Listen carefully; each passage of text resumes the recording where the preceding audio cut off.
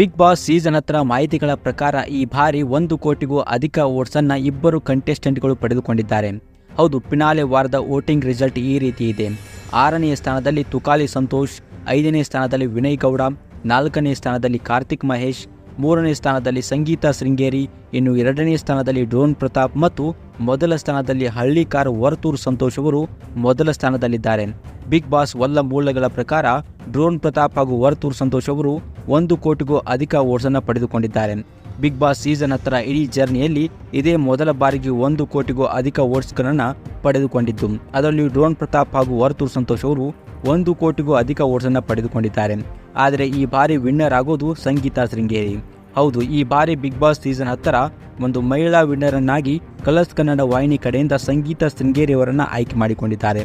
ಇದರ ಬಗ್ಗೆ ನಿಮ್ಮ ಅನಿಸಿಕೆ ಅಭಿಪ್ರಾಯಗಳನ್ನು ತಪ್ಪದೇ ಕಮೆಂಟ್ ಮಾಡಿ.